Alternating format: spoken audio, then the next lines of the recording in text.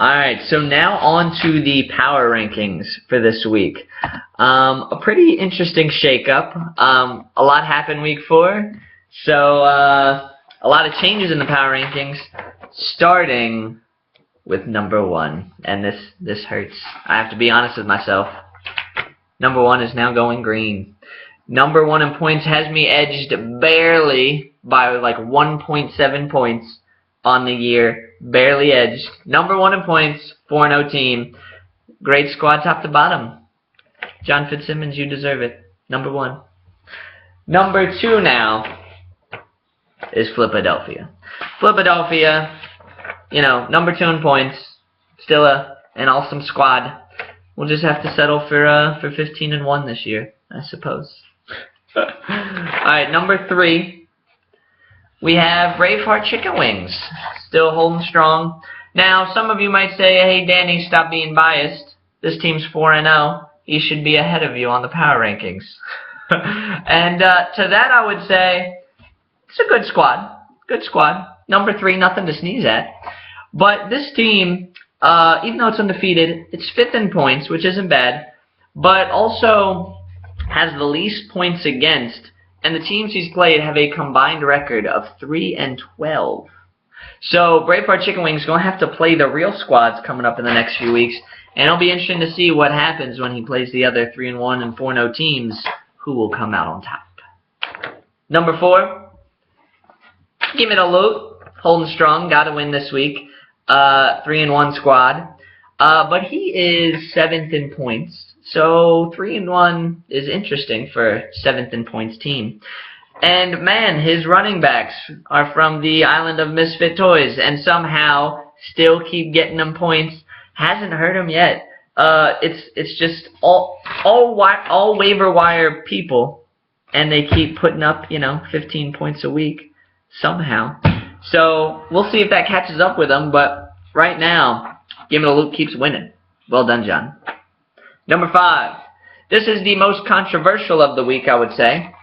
1-3, Return of the Macklin. Jump to number 5.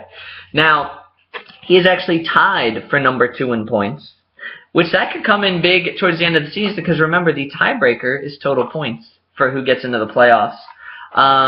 So, yeah, highest points this week by a mile. Well done.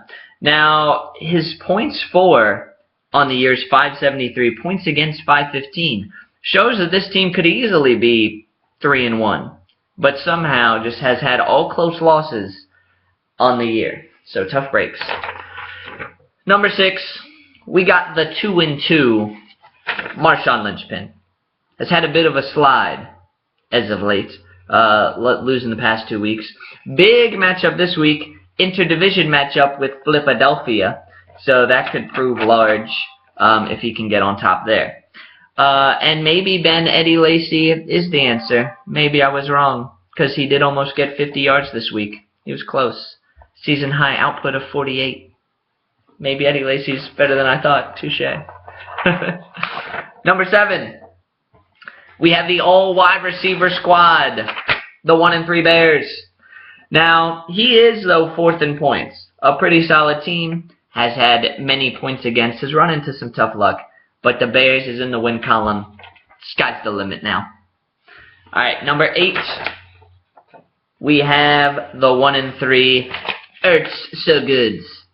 Now, Ertz So Good, talk about rough luck. He has 596 points against on the year. The most. The highest scoring team in this league has 575. So even if Ertz So Good had to play the number 1 team each week, the best team in our league going green each week still wouldn't match the points that he has faced. Pretty amazing. Just keeps facing like the first or second scorer each week. Number 9. Holding strong at number 9. Melson Molesters. Proud of you. He just holding on to dear life. Doesn't want to go back to number 10. Wants to stay up in the top 9. And a good showing this week. Got, I think, 127 points, much like a regular team would. So well done, Thrift, with the with an okay showing this week. And at the number 10 spot, of course, We Are Garbage.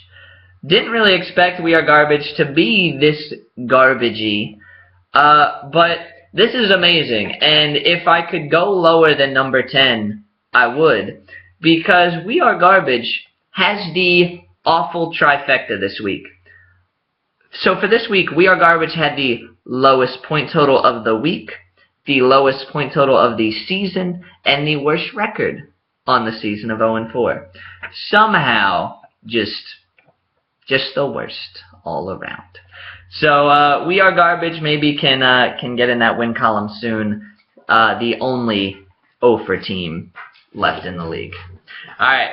So those are your power rankings for the week.